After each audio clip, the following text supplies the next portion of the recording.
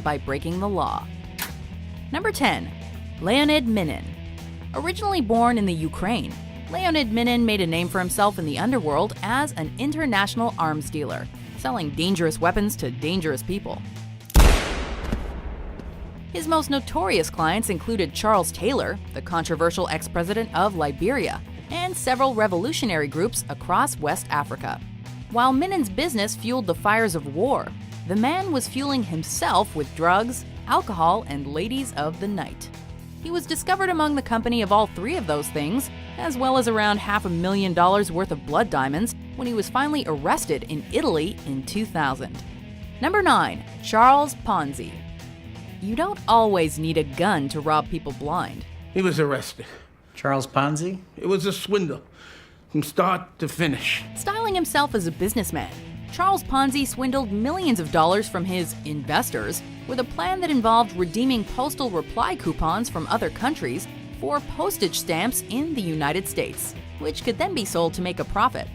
If it sounds too good to be true, that's because it was. And the only person who profited from the so-called business plan was Ponzi himself, who ended up pocketing most of the money. Ponzi was a pioneer among white-collar criminals, and his legacy lives on today in what is now called a Ponzi scheme. Number 8. Jesse James. What's your name? James? Jesse James? One of the most legendary figures in the American Old West, Jesse James was also a notorious train robber. And he and the other members of the James Younger gang weren't above murdering anybody who got in their way. Over their career, James and his gang are believed to have stolen approximately $200,000, but were nevertheless admired in their home state of Missouri, mostly because of their support for the Confederacy during the American Civil War. James' status as a folk hero was finally cemented when fellow gang member Robert Ford shot him in the back. Guess the town wasn't big enough for the both of them. Number 7. Amado Carrillo Fuentes. For a while, there was no bringing down this Lord of the Skies.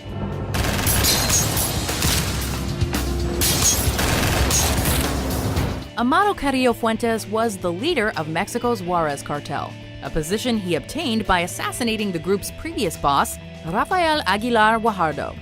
Fuentes was known as El Señor de los Cielos, thanks to the giant fleet of planes he used to transport cocaine around the world. He was also one of the wealthiest criminals in history, with a net worth estimated at over $25 billion US. Fuentes died in 1997 from complications during the plastic surgery he was getting to hide from authorities.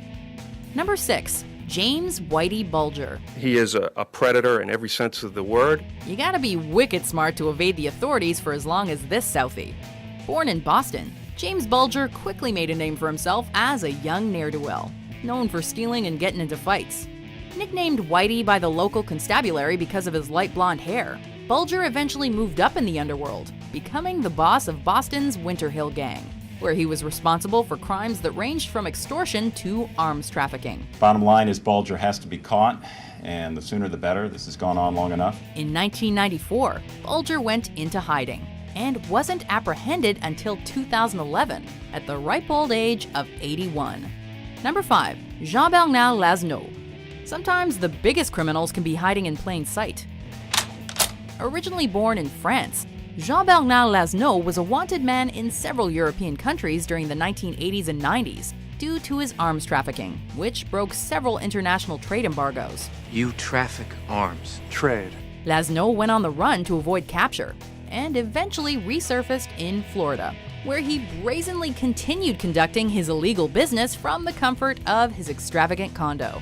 He even had his own publicly accessible website, where anyone could buy a fighter jet or a machine gun as long as they had the cash and the proper papers. After disappearing in 2002, Lasneau was finally arrested in Switzerland that same year. Number 4. Meyer Harris Mickey Cohen. Find these bastards. Kill them all. Kill their families. You don't have to act in a movie to be a Hollywood star. Just ask Mickey Cohen, one of the most infamous mob bosses Los Angeles has ever seen. A scrappy fella who originally worked as muscle for the mafia during Prohibition, Cohen worked his way up the organization's ladder until he reached the top. Always a snappy dresser, Cohen was as good a publicist as he was a gangster. He knew how to play the media and give even his most heinous actions a positive spin. It's no wonder then that Cohen was only ever arrested for tax evasion, despite having been guilty of far worse crimes. Mr. Cohen, you're under arrest. Non-payment of federal income tax. Number 3. John Dillinger. Yet another bad guy with good publicity. John Dillinger was a Depression-era bank robber whose penchant for breaking the law was complemented by his love of the spotlight. What is it exactly you do for a living? John Dillinger robbed banks. Dillinger was very fond of playing Robin Hood, stealing from the rich banks and giving his spoils back to the people. The whole country thinks you're a goddamn hero. While these claims are still disputed today, Dillinger was painted as a kind of folk hero, an image that was only helped by his multiple daring escapes from jail. When he was shot and killed outside a movie theater in 1934, a surprising amount of people appeared to mourn for the so-called public enemy number 1.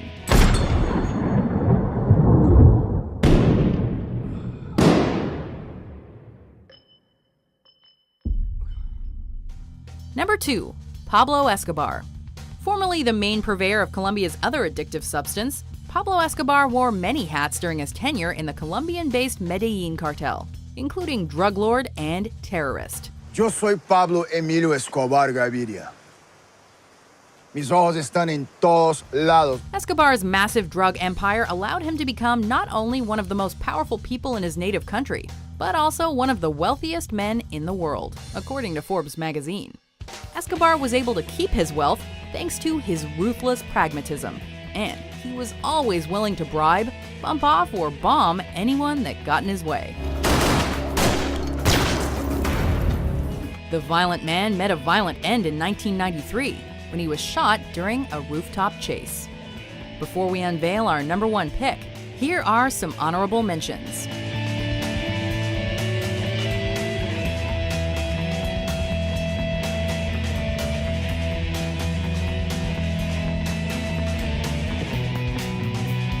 Number 1. Al Capone. He's the man who put the organized in organized crime.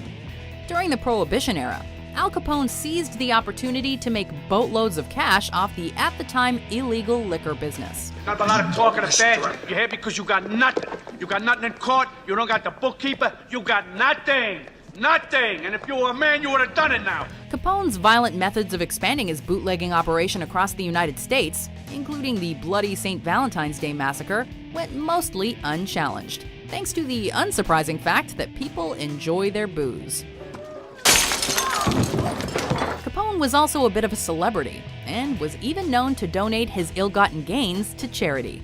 Too bad he forgot to donate some of his fortune to the federal government, however, as he was put away for tax evasion in 1932. Order in the court! Order! Do you agree with our picks? Check out these other great clips from Watch Mojo and subscribe for new videos every day.